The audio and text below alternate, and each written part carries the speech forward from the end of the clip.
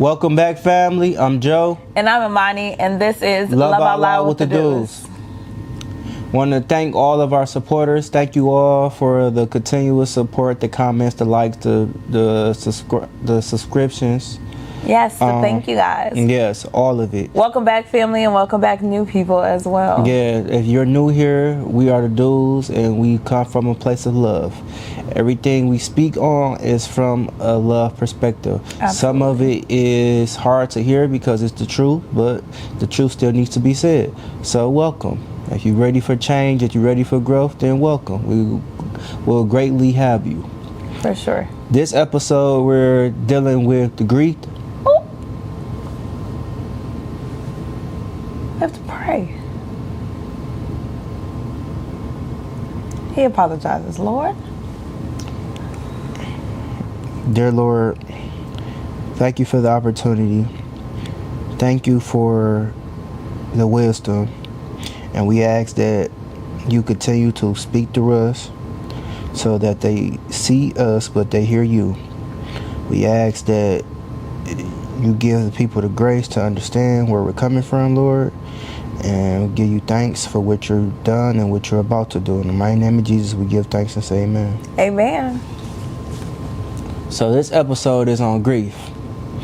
And what we found out is a lot of people get caught up in the grief stage of love because their loved one is no longer here, right? And that is what we want to help free you from. I witnessed a lot of people die the same year at the same time that their loved one passed away. And that is not how you're able to live life. God does not make any mistakes. So if they're no longer here, they were not meant to be here any longer. The time is up. And if you are still here, that means you still have time left to fulfill your duty. And you cannot stay in a space of grief to the point where it paralyzes you to live the rest of your life. For sure. Because we're all going to go. Every single last one of every single person you know, love, care about, is going to go. That's what makes it so special for all the time that you get to spend with them. No matter how much time that is, it just makes it a little more special because you know that one day either you or them won't be physically here anymore. Yes. Yes. And I recently learned this with my grandfather. I talk about him a lot because he was a key point in my life and to me becoming the man that I am today, and I'm grateful for him. One of my dreams that I had was to see him hold my child. My grandfather has held a lot of babies over my lifetime, whether it was from family members or just customers that would come by to get their cars worked on. My granddad just loved kids. And I used to always see him be playful with the kids, and no matter from adolescent to from toddlers to up to about 8-9 years old, Grandpa just always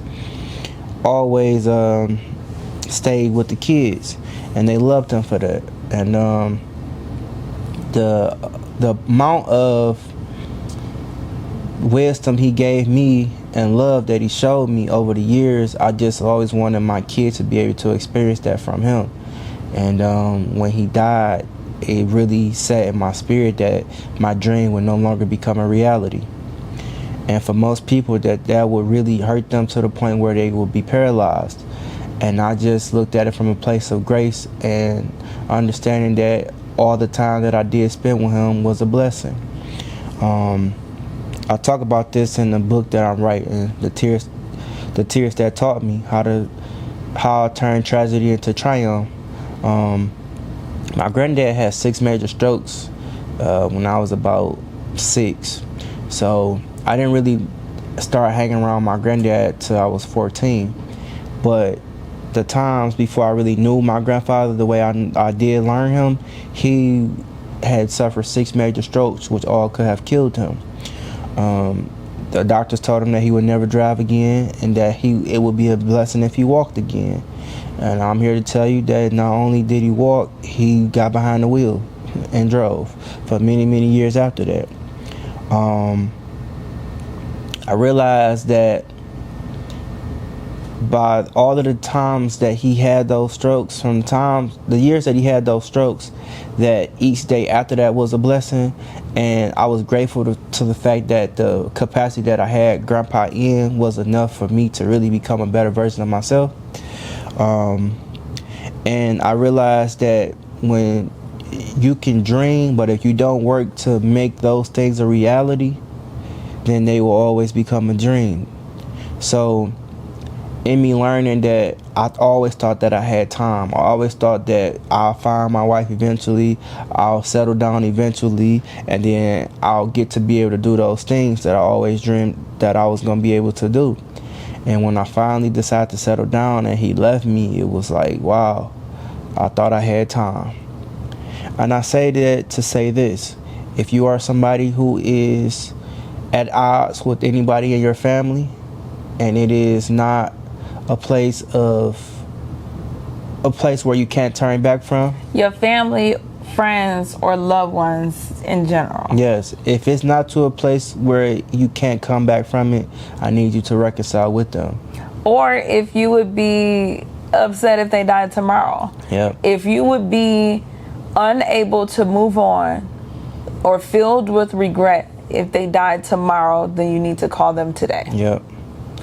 Because whatever happened isn't, like, we all get upset. We all have people who do things to us that we don't necessarily agree with or necessarily like, that we love. That's life.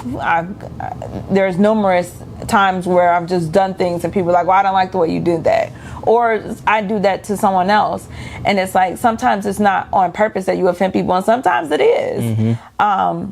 But I always tell people who are like, well, I'm mad at my aunt, I'm mad at my mom because she said this, this, and this. And I always let them know, like, as long as you're okay if they pass away tomorrow. Because if there's any ounce of regret that will happen, that will be upon you, just call them. Then call them. Just call them and work to move forward. Say, hey, I really didn't like how you did this, this, and this. I would appreciate it if you didn't do that going forward. And I'm not saying let anybody walk over you by any means. You set boundaries. But at the end of the day if there is someone that you really love and truly care about, then make amends with them. And be open to having conversation. Yes. I think sometimes people like run off in this I'm upset or I'm feeling away, and then they kind of live in that space. But it's like, are you really still upset? Right. Or do you actually still remember why you're upset? It's okay to take a step back. Mm-hmm. If there is an issue that presented itself, it's okay for you to take a step back and say, let me remove myself from this situation. Mm-hmm. But you still got to work to get back in that situation, because some people, like you say, just getting to the point of it becomes habit that I haven't talked to them for a week, and then a week turns into a year. And death is final. Like, yep. It's the end all be all. There's nothing else you can do. There's nothing else you can say. It's final. It's a period at the end of a sentence. Yep. It's the end. Yep. So I always tell people, because I've been to so many funerals and I have seen people, falling over the casket, falling over the floor, grieving for the next 6 months because they're like, we left off on bad terms, or we were in an argument, or da-da-da-da, and I should have just apologized. Like, I've seen those things. So over and over again. When I hear people say, like, I'm mad at her, they did this, this, and this, or I'm mad at him, I say, okay, and it's something that I'm constantly working on within myself as well. Like, how mad am I? Like, yep. Is it something that I can actually move on from, or is this I just need some time to be able to work through this? Because those are sometimes two totally different things, but sometimes I ran those concurrent with each other. So whether it was something I could get over really quickly, or it was something that, I needed some time to deal with, I would put those in the same category. But I really had to sit and think and look at the situation and say, hey, is this something I can actually get over faster? Yeah. And is it really that monumental to me, or is it really that deep to me? Because honestly, you never really get over someone dying. You just learn to live with it.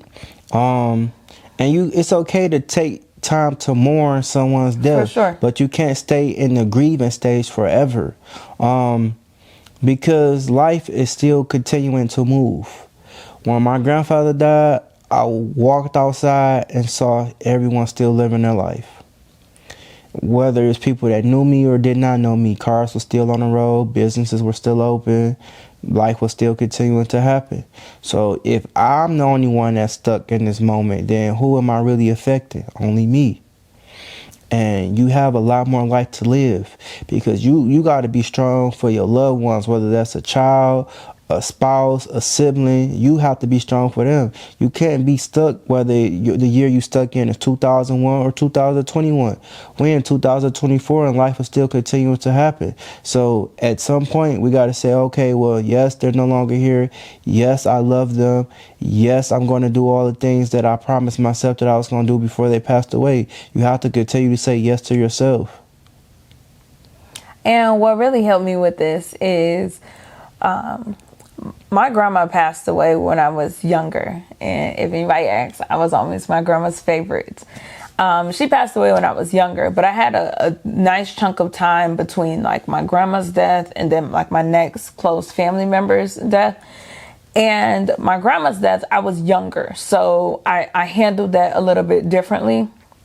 When I got a little bit older and I started to see like aunts, uncles, neighbors, friends, family members passing away, it was a little bit more of a shock to me, to my system, because one, I had then spent more time with these people, and then it's like they're gone, and death is so final that it's over. There's no more. I mean, some of these people were here on Tuesday and gone Wednesday, and I think it's a little bit different when someone is sick and slowly progressing to possibly not being here anymore, versus someone who is, you're looking at them, they're walking, talking, having conversation with you. They call you and say, I'm gonna call you tomorrow, hang up, and then they're gone the next day. So with me seeing these type of situations play out, I really had to come up with a different way to be able to process that. So what happens, just so it didn't feel so hard every single time, because I see how people can take every single death so hard every single time. One way that I learned how to kind of walk through those, I really take time to appreciate my family while they're here. I make time to go to events that mean a lot to me. I make time to be present when I am with them and I am in their presence. If they cross my mind or I think about them, I'm sure to call them. I hug them extra tight when I see them. So anything that I can do when I am with them to kind of mold in my mind of, our last experience together, if it is our last experience together, because I never know when our last experience is going to be. But I'm always working to build up these fantastic memories that I have with them, in hopes that I would not be regretful if they passed away. Yes, I'm going to be sad. Yes, I am going to mourn. Yes, I am going to grieve. That's like goes without saying. But I want to eliminate the regret factor, and I want to not be regretful that I could have did something. I could have said something more. I could have called them. I could have showed up to something more. Like, I want to eliminate that, because that's the one thing that I have control over. Yep. I was with them, but I was on my phone the whole time. I was with them, but I wasn't, I didn't talk to them, or I didn't pay them any mind. Those are things that I can control. Them living or dying, I cannot control that. Yep. So the part that I can control, I work very hard to be very intentional about, so that if it is their day and if they happen to, be here one day and gone the next, that kind of helps me in the fact that they knew I loved them. I know that they knew that I loved them, and I know they loved me. And in the time that we did get to share together, it was great and it was fantastic. And I have those memories to kind of, and the lessons that they taught me and the things that we shared together, I have those to fall back on. So that has really helped me, is just being present in the moment and really taking time to appreciate time that you have with people, because you just don't know how much you have. Yeah, I think where the disconnect comes in is that people are not truly grateful of the time that they have. I think they think that you get that. Yeah. I mean, I think some people live in the idea that, I'll have this amount of time with someone. And you gotta truly get to a point where you understand that every moment here is a blessing. Every single one. Like, somebody may die in a car accident. Could not be their fault. But the fact that you're even able to make it to your destination, once you get in that car and start it up, you can make it to your destination, that's a blessing. So if you look at life from that place of understanding that every single thing you're able to accomplish in a day is a blessing, because some people don't get to, it would make you more intentional about the time that you spend on things and the time that you have on earth to really operate in a space of what you want to be. For sure. And I think like being younger and hearing about people, dying or passing away, it just seemed like an older thing that you did. To me, it just seemed like you had to be like 70, 80, 90 years old. And now it's like, as I get older, I'm just seeing all of the different ages and all of the different situations in which people you got people who diabetics because eating habits are bad, who don't take medicine. Like my dad, youngest brother, my uncle, died at 38. And he was a diabetic, but his kidneys failed. He wasn't taking his medicine. And the whole family grieved and was really distraught because no one thought he was going to die at 38. But he was negligent to himself. He purposely did not take his medicine because he chose not to. And I don't know if he thought he was going to live without his kidneys. I don't know if he thought his kidneys wasn't going to fail. I don't know what his mindset was behind it, but in the event that he decided not to take his medicine, yes, it's a tragedy that he's no longer here, but those are decisions that he made. But I can say each time that I saw him that I loved him, and I made sure he loved me because we interacted with each other like we should as nephew and uncle, as family, But people make their own decisions. And you may wish that you knew. Sometimes just being around in someone's presence, you could find out more than what you would know if you just only talk to them over the phone. You could really be observant and diligent and see what's going on in their lives. You may be able to help save their life in a sense because you may see something. Like, I'm pretty sure if my uncle was closer to a lot of more family members, then somebody probably would have said, hey, why is this bottle filled? Why is it full? You're not taking this? And it maybe have helped him start taking his medicine. Maybe not. You don't know. But in the same sense, it's just like you only can do what you can do. And what you can do is love people while they're here. For sure. And it has really taught me to really use my days wisely. So with me seeing so many people who think they have time and they think that, I'll do this and I'm going to plan this and I'm going to go here and I'm going to do all of these things. And I'm watching all of these people have all of these goals and aspirations of what they want to do. And then it's gone. And then it really starts to play in your head like, oh, we really don't know how long we have here. So all of these goals and things that we want to do, we can't keep putting them off because each day isn't promised. So that has really helped me every single day to say like, okay, I have to get this, and this done. And I have to do these things and I have to stay on my schedule and I have to, put in the work that's necessary because you don't know when the day or time may come. And I want to do great things while I am here. Yeah. That is my overall goal. So now it's like, okay, as I see people that are being intentional. For sure. And I see people that are, passing away. I'm like, oh, okay, like this is really happening. This is an active live thing. I need to make sure I'm doing everything that I can do because I want to make sure that I'm still able to accomplish everything that I want to accomplish in the time that I have. Yeah. What you set your attention to will also ultimately set your intentions to, because whatever you give attention to is what you're going to wind up doing. So if you decide from this point forward that I'm going to be a better loved one in whatever capacity that is, you will become one.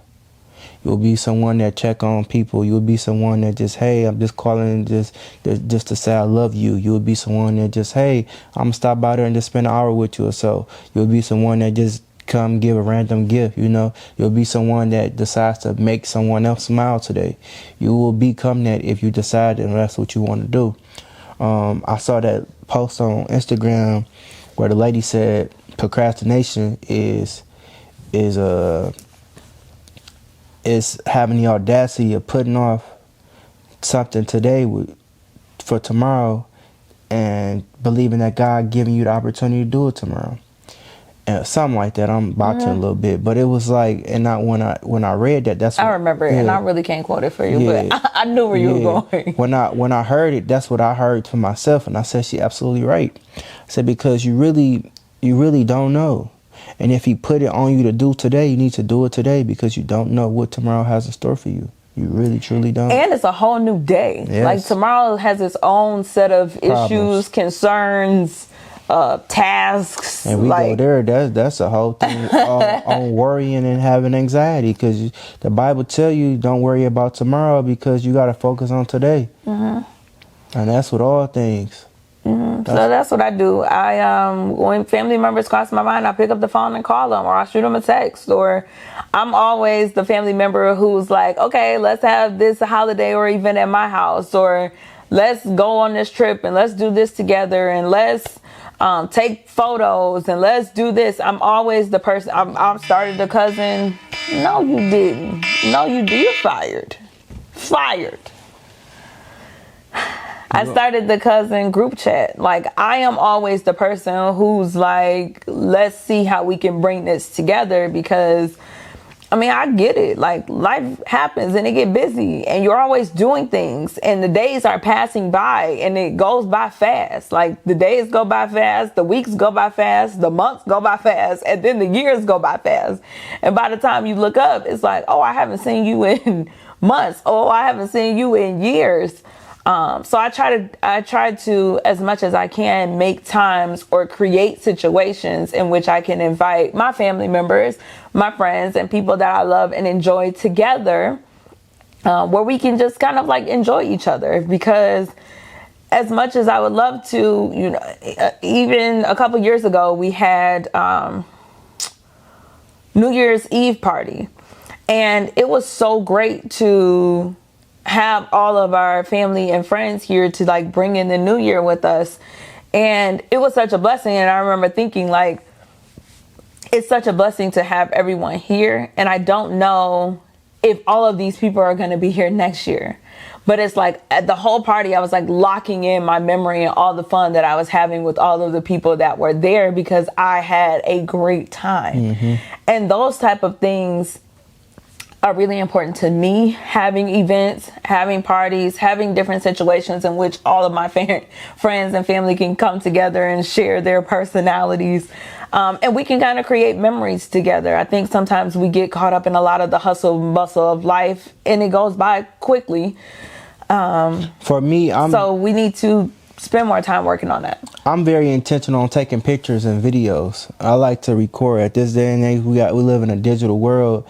So for me, I'm like, if I can record something that's going on so I can play back in the future, you know, of someone's actual personality, who they were in that moment, I love to do those things. I love to catch silly moments, because that really depicts who that person is, so that I can lean on those times where I get to the point where I am having a moment. So that's been for me. What I realize is that we do best as a family to just hire a photographer, because a lot of us just get caught up in the activity and we forget to take photos. Or all the work that has to be done. All the work of keeping an event going. Yeah, so what my advice to the family was, let's just hire a photographer. That way we know all the photos get taken, videos get taken, so we can have memories that's long lasting, because we never know. So that advice may help you who listening to this video, watching this video, that if you need to, hire a photographer. That way you can capture moments. For me, I realized that some photos were taken, but they weren't the best quality photos, or just a lot of stuff was missed because we were all just intending on having fun. So If you somebody who really want photos or lasting memories, then that's a great idea that you should follow. And just be intentional, man. Like, life goes fast. Life goes truly, truly fast. And if you do all this and not have anybody that love you at the end of the day, then what you doing it for? Be in a space, be in a place where, like, you can be comfortable with yourself and you could be comfortable with the people that really truly love you, you know? And if you need to learn how to forgive, we did an episode on that as well, on how to forgive. Because I think sometimes you just get upset and you want to stand on business. And it's like, you can't stand on business all the time. Like, nope. You run out of legs. Especially if the love for that person is greater than the issue, then sometimes you got to just say you wrong, even though you both may be right, but let that person win, because at the end of the day, the relationship is worth more than winning that argument. Or agree to disagree. Yep. This is Mr. Peace, but I'm going to agree to disagree, because they may not be right and I may not be wrong. And y'all both may be right. Correct. But then y'all both being right, neither one want to see the other person's side, and then there's an issue. No, you just agree to disagree. Okay. You just agree to disagree. Because if not, I mean, somebody could just. But what if somebody don't want to agree to disagree because they want to stand on? Well, then that's their own thing. We could go in hypotheticals, but if somebody wanted to just agree to disagree for the sake of, or not wanting to agree to disagree for the sake of, because they want to be right, then that's something else. I mean, you got to put that person in a whole other category. Yeah, because prideful. They're standing on pride, and they care more about their pride than the relationship. So it's just, or their situation means a lot more to them than the relationship. This could be really important to them or whatever. So you just have to deal with that person a little bit differently. Yeah, that's true.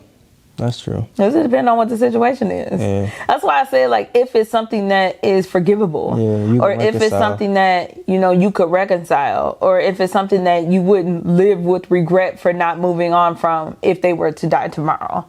Those are the only things that I'm talking about. But if somebody did something that was hurtful and disrespectful and you need them to own that and apologize, like, by no means don't agree to disagree. Because sometimes people do need to be held accountable for the things that they did to you. Agreed. So it just depends on what's most important to you and where that falls in line. And then, are you going to be okay with that? Because we all got to, show up to the service and deal with. Yeah, we all got to cross the bear. Yeah. Yeah. But yes, this was great. If you need any type of assistance, we have a $30 ebook on love. We got a $30 ebook coming out on. You gotta tell them about your book. Grief. Yes. The name of my book is "The Tears That Taught Me How I Turned Tragedy into Triumph," and it is. What will it help you do? What will it help them do? It will help you overcome grief. It will help you continue to live a full, prosperous life after you loss of a loved one. It will, by the end of the book, you will understand the relationship that I had with my grandfather. You will understand all of the tragedies that I experienced throughout the life of my grandfather. You will also understand how I use all of those negatives to fuel my positive. And it will give you an opportunity to do the same. I lay experience after experience after experience throughout the book, lesson after lesson, and answer after answer. And it is it's actually a fantastic book. And it is. And if I had to go through it so you don't, then it was worth it. And as we always say, if you let wisdom be your tutor, then you won't have to keep letting experience be your teacher. Yes. So it is really taking grief lessons and putting them into a book to help you be able to walk through some of those tough moments as well. Yep. And I'm going to say this before we go. How you do anything is how you do everything. So do everything well. All right. I think we're all set. Love y'all. Love y'all. Peace.